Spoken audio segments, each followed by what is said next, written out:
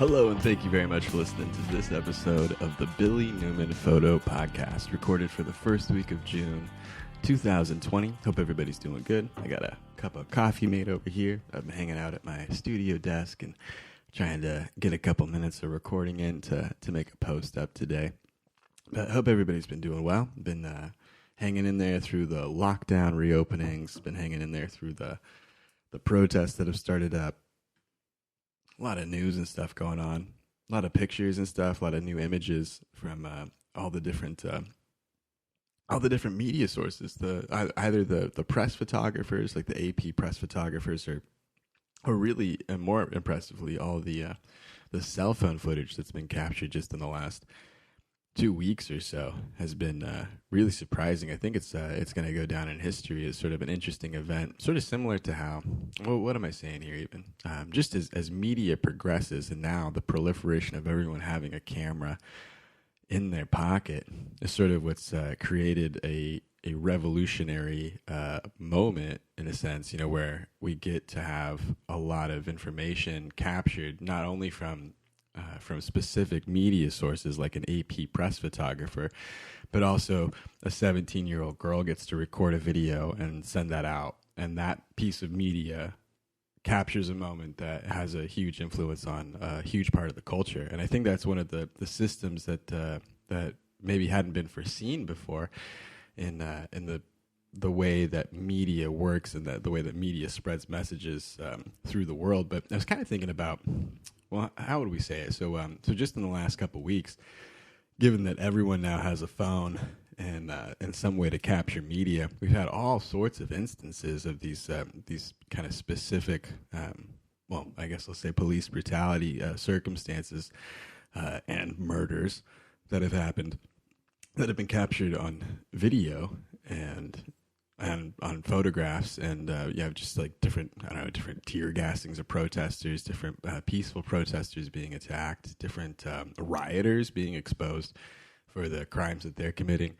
And so it's really interesting to see like how fast we can get these pieces of media. I was thinking in reference to maybe something like 9/11 when we really just first started having digital media on the ground for recording. I think that's one of the first events where we had VHS like tape footage just from someone who had a camera on them when the event had happened. I think that's like one of the videos from 9/11 we saw again and again after the buildings fell, of this camera kind of running away through the cloud of dust that was there.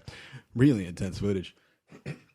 I also remember looking up that photojournalists back in 2001 had just started using a Canon D30, which I think was their very first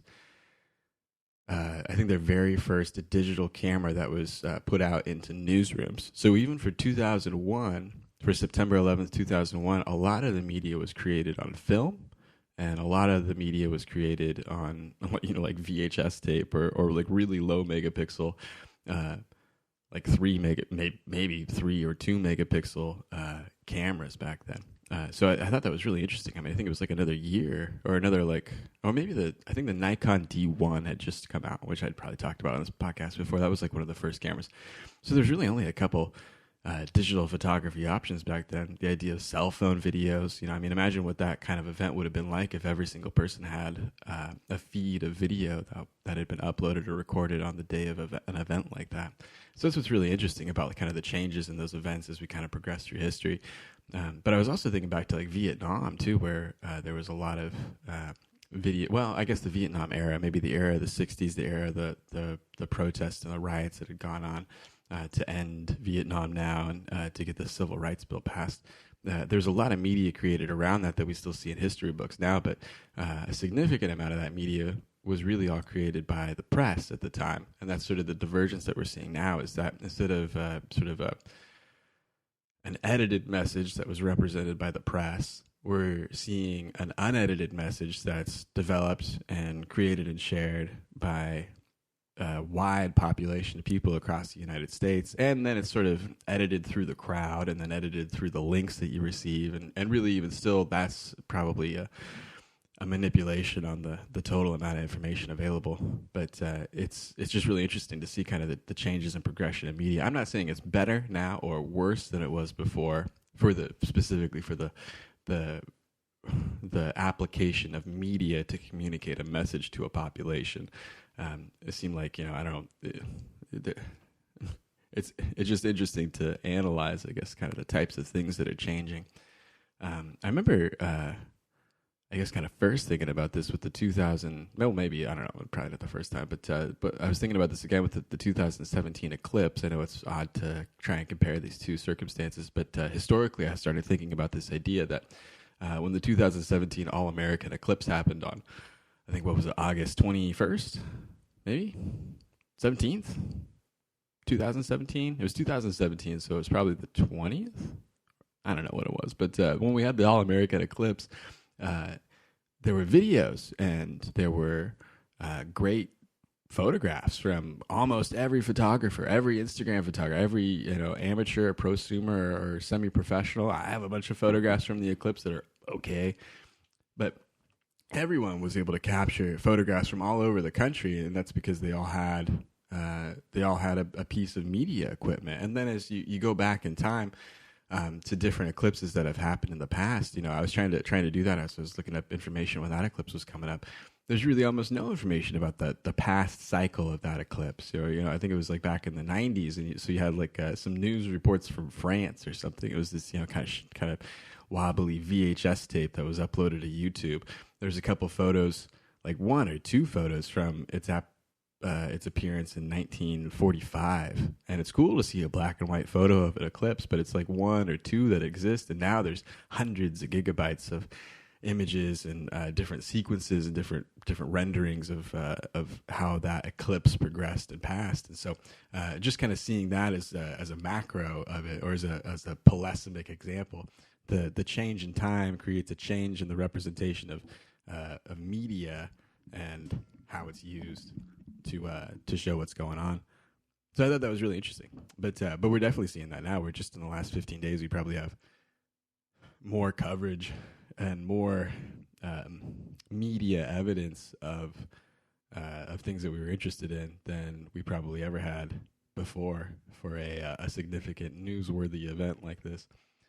So I think it's all been I don't know, it's kind of interesting to see and kind of see that sort of stuff. But it'll be interesting to see how it progresses over the next weeks. I think this is one of the, everything seems like it's the first time as you kind of continue moving in toward the future. But it seems like it's one of the first times that it's happened this way. I got to move the mic a little bit up the stand. There we go. Let's see, the other pieces I was going to talk about today. I've been working in the studio still. I've been working with Logic Pro 10, sharp left turn, working with some audio production software. Logic Pro 10, recorded a bunch on that idea during the last podcast, and really still, enjoying Logic Pro 10 quite a bit. It's pretty fun to be working with. What is it about it that I like? Well, really, I think a big part of it is all of the free loops and sounds that you get. There's a lot of other programs out there and a lot of other applications that have software instruments that you can apply or loop packages that you can download. So those are certainly available to a lot of producers, but a real positive convenience about Logic is that you can download nearly 70 gigabytes of a sound library just for free that's available sort of with the program without doing any additional or extra steps. And so that's a part of it that I think is a cool advantage. So I've been just going through and messing with those loops. Been trying to check out the Live Loops dashboard, and or I don't know if it's a dashboard, but trying to look at the Live Loops tool of how you can kind of throw in loops to this grid and then trigger them in sequences.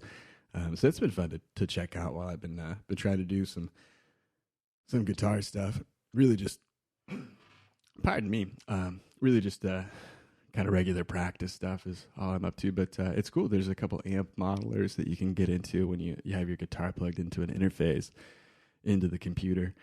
And it's a great system to do it with. I've been trying to master. Is it called mastering? If you're doing it this way, I've been trying to produce out the podcast using Logic Pro. for at least the last one, and then I did some editing on a couple others. But yeah, I've been trying to go through and sort of learn how I could use Logic Pro to do the production of the podcast stuff, which kind of goes up and down. I mean, so I'm recording. I've said probably many times, recording into an H4n, which has good preamps for vocals. I think like part of the tonal quality of how a microphone ends up picking up the sound, I think, is part of the preamp power that's supplied to the way that the microphone picks up the information. I don't know, or how it's recorded. There's something about that. I guess what it comes down to is sort of the I don't know, the quality of the sound that you're hearing. So it sounds really quite good and natural just coming through as it is. I've used other systems before that is not the case. It sounds really tinny or really thick and muddy, or just I don't know, some weird digital noise that's in there. A lot of problems and stuff that I've had to try and overcorrect in the past. But so this is okay. So when I throw into the Logic, I don't have a ton of things to do, but I do try and set a track, like a channel strip, with a few different effects features applied to it, so that it kind of adjusts the audio enough to make it, I guess, a little bit more suitable for listening to in a podcast. Most of that is adding a compressor in a stack. So I have the voice compression, so really loud things and really quiet things are normalized a little bit so that they don't pop and become really loud if you're like hearing it on headphones. It doesn't go from the normal state of voice that my voice is in now to some other really high loudness all of a sudden. I have an equalizer on there to get rid of a couple odd room tone frequencies. I think there's a high pass, or there's this little filter pass that you can do where you kind of pull up a piece of the EQ really high and sweep it across your spectrum, and then you find this frequency. It's probably like 2 or 3 that are just sort of these weird warbly high pitched tones that can be in there, and you can kind of drop those out with the EQ, and that really it kind of changes. You wouldn't almost notice it if you were just listening to the full mix. You'd think, well, I can't hear that sound, but really you can in some way. It's this sort of agitating bad sound that you also hear along with everything else. So going through and doing some EQ, doing some stuff to the low end of the EQ, which is kind of fun to mess around with. And I've been watching some YouTube tutorials about vocal production and how different producers go through they're working with compressing and mastering and mixing vocals. And I was looking up radio production stuff, which is okay. A lot of those searches sort of end in some dopey guy kind of talking. I mean, what are you listening to right now? Some dopey guy kind of talking about sound in a way that you can't really apply. Sorry. But when I was checking out things that were a little bit more helpful, I was looking up hip-hop vocal production mixes, because that's sort of a spoken word technique. Some of the EQing and compression ideas are sort of a little bit more relevant than they are for like a vocal singer. And I guess it's kind of obvious, but I think it's a little bit more of just mixing to the volume and loudness of sort of what it is. So yeah, it's cool. Learn a little bit about how to add some different effects to the audio. What is it? The channel that I'm working with. So I have a de-esser placed on it to get rid of some of the sounds. I don't even know if you can hear it. Maybe it de-essed it all. I'm sure it didn't.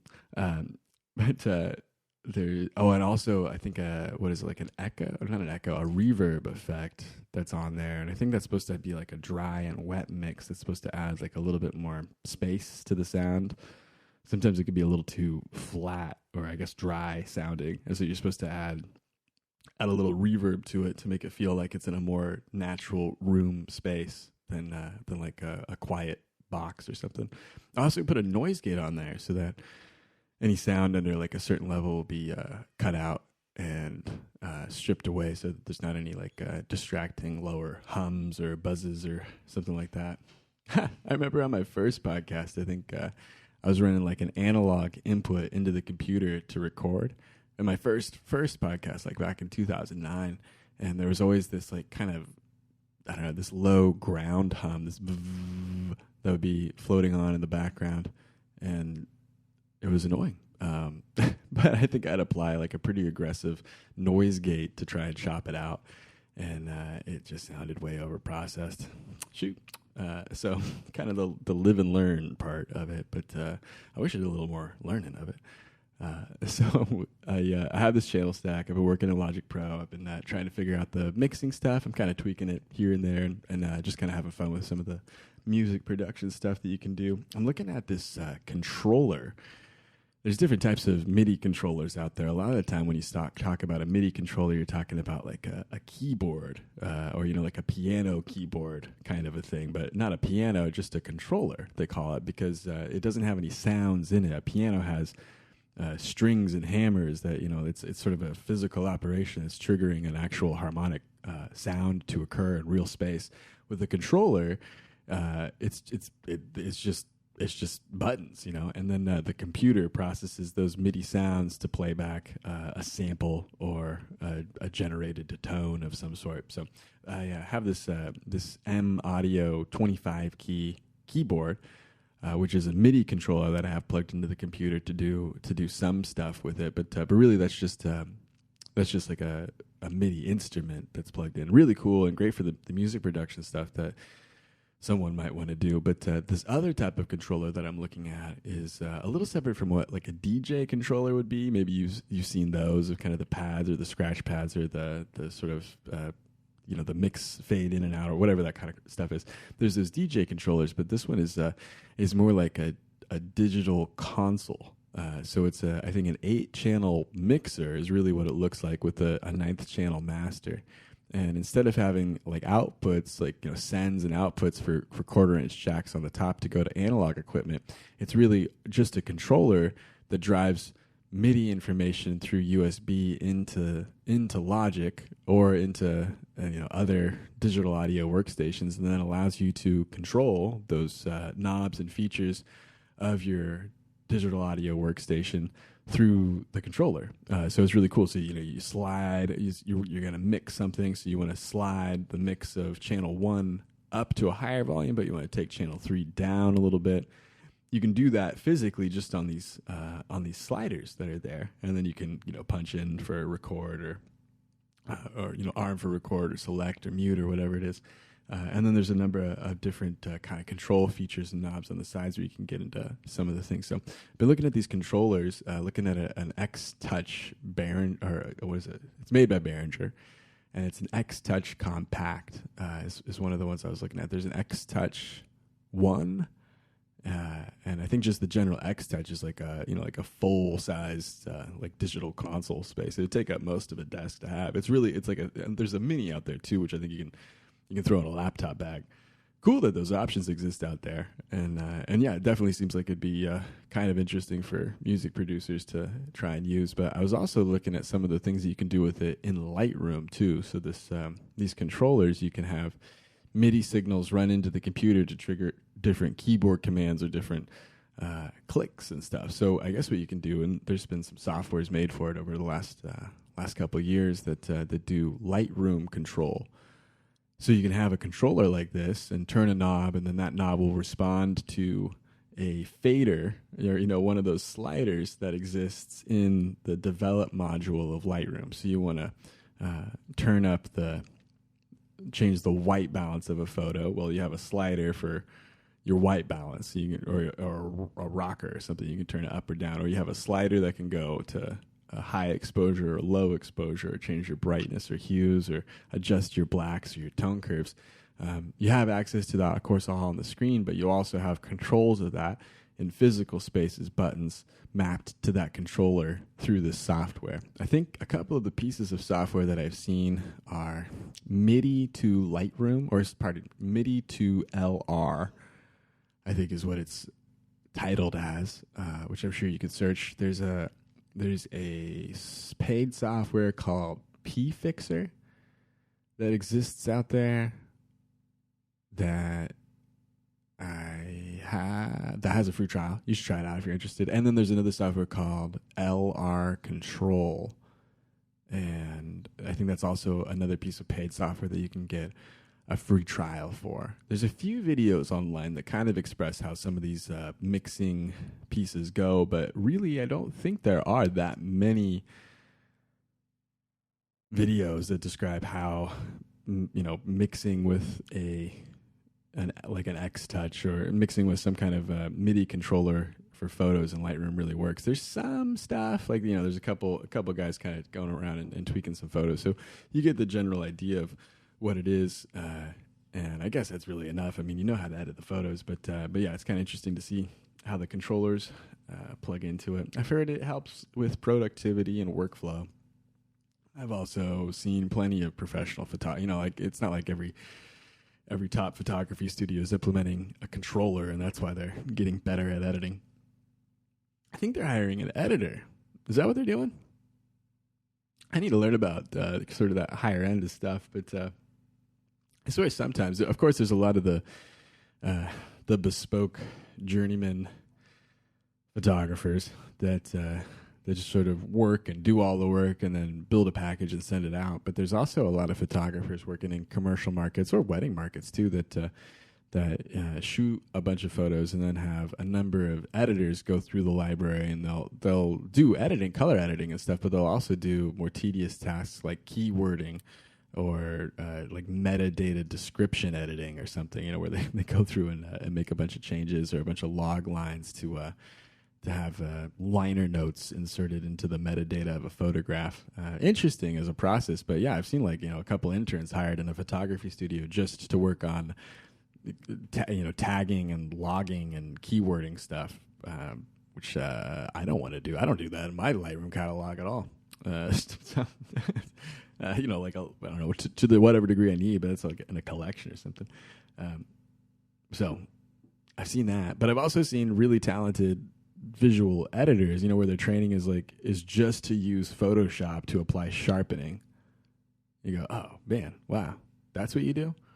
Is just use Photoshop at a really high level to add multiple layer effects into a channel so that you can apply a type of sharpening to the pixels that we don't really understand or use. I mean, I'm sure it's quite good as just the slider in Lightroom, but apparently for these professional magazine layout photos, they go through a couple passes of pretty high-end, old-school guys that go through and do specific types of sharpening modifications to the way that the photographs look, especially I think if the photographs are being enlarged to a great degree. If you're thinking about a billboard, but you're thinking about the physical size of a 35 millimeter piece of film. Is that what it is? 36? 35? What is it? I'm not sure, but if you think about just like a frame, like a film frame, it's just, a small little block. And then you think about that stretched out to cover an entire billboard or even just something on TV. I think they have to do a lot of image manipulation to, what do they call it? Interpolate? To interpolate enough pixels to create out of nothing enough pixels to make it so that the resolution of an image can actually exist as something that large. And I think there used to be some pretty specific processes in place for art directors to send those photographs through to get them appropriately edited for print in a magazine.